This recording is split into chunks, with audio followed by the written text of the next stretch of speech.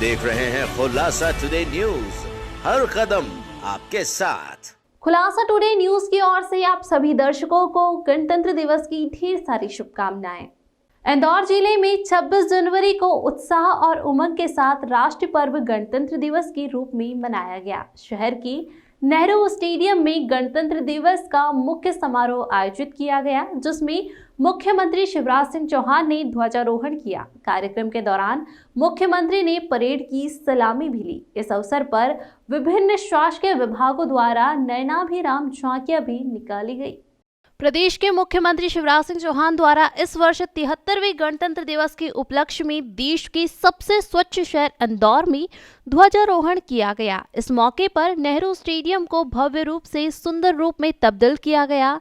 BSF के band के किशु मधुर धुन के साथ ही समारोह में प्लाटूनों द्वारा मार्च पास्ट कर परेड की सलामी दी गई। परेड में जिला पुलिस बल, पीटीसी, होमगार्ड, फायर ब्रिगेड तथा यातायात पुलिस के जवानों द्वारा भी परेड निकाली गई। पूरे ग्राउंड में राज्य शासन द्वारा संचालित की जाने वाली योजनाओं की सुंदर झांकियां प्रस्तुत की गई। नगर निगम द्वारा स्वच्छता के क्षेत्र में किए गए कार्यों को झांकियों के रूप में दर्शाया गया। आवासीय योजना तथा नगर निगम, पंचायत जल संरक्षण सहित इंडस्ट्रियल डेवलपमेंट कॉर्पोरेशन द्वारा आत्मनिर्भर भारत की सुंदर झांकी प्रस्तुत की गई। महामारी के समय इंदौर में बनाए गए देश के दूसरे सबसे बड़े कोविड-19 सेंटर इंदौर विकास प्राधिकरण के माध्यम से कृषि विभाग, प्रकृति शिक्षा विभाग, सांस्कृतिक विभाग शहीद शहीदों पर आधारित झांकियां भी सम्मिलित की गई।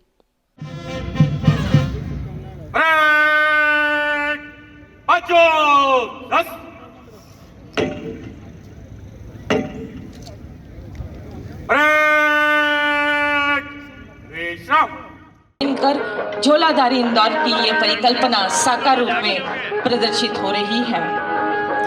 माननीय प्रधानमंत्री जी एवं मुख्यमंत्री जी की वर्ष 2022 तक की सभी आवासहीन परिवारों को आवास देते हुए नगर पालिका निगम इंदौर द्वारा शिवालिक परिसर, नर्मदा परिसर का निर्माण कार्य पूर्ण कर पात्र हितग्राहियों को सर्व सुविधा युक्त आवास उपलब्ध कराए गए हैं। स्टेडियम में हुए ध्वजारोहण में मुख्यमंत्री शिवराज सिंह चौहान द्वारा कई योजनाएं भी संचालित की जाने की मंच से घोषणा की गई, जिसमें 2 लाख रोजगार के अवसर पैदा करने के साथ ही आने वाले समय में 1 लाख नौकरियां सरकारी व प्राइवेट सेक्टर में उत्पन्न करने की बात कही है। इंदौर के स्टार्टअप के क्षेत्र में देश की राजधानी के साथ ही जैविक खेती में भी काफी संभावना बढ़ाने की, प्राकृतिक आपदा में जो फसलों को नुकसान हुआ है उसके लिए किसानों के खाते में राशि के ट्रांसफर के कार्य में तेजी के साथ ही किसानों को बड़ी राहत दी है। प्रदेश में बिजली की पूर्ति करने के साथ ही सुरला बिजली से आत्मनिर्भर के लक्ष्य को पूरा करने के लिए दीवा में एशिया का सबसे बड़ा सोलर प्लांट लगभग बनकर तैयार हो चुका है। ओमकारेश्वर बांध पर फ्लोटिंग सोलर प्लांट बनाकर बिजली उत्पन्न की जाएगी, ताकि प्रदेश बिजली के क्षेत्र में आत्मनिर्भर बन सके। पानी पहुंचा चुके 2 करोड़ घरों तक ये पानी ले जाएंगे, ताकि हमारी बहनों को, बेटियों को हैंडपंप से पानी ना भरना पड़े, पानी के लिए दूर ना जाना पड़े।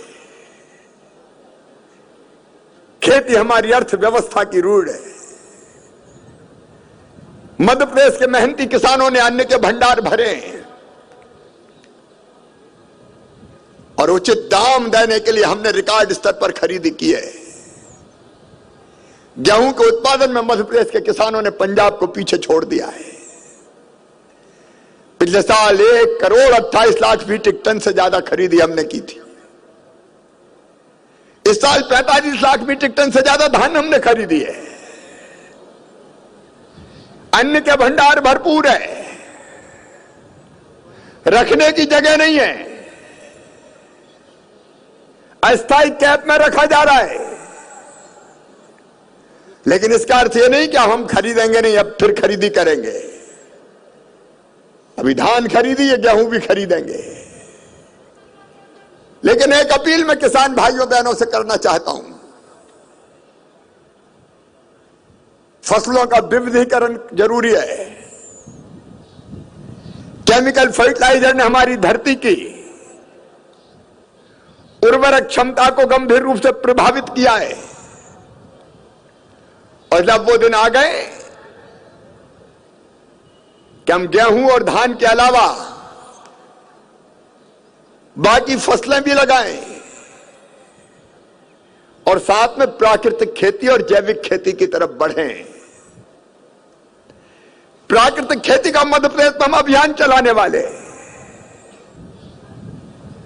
धरती का स्वास्थ्य भी बचा रहना चाहिए और इंसान को, भाई बहनों को, बेटे बेटियों को शुद्ध खाद्य पदार्थ भी मिलना चाहिए। केमिकल फर्टिलाइजर ने कई तरह की बीमारियां पैदा कर दी है।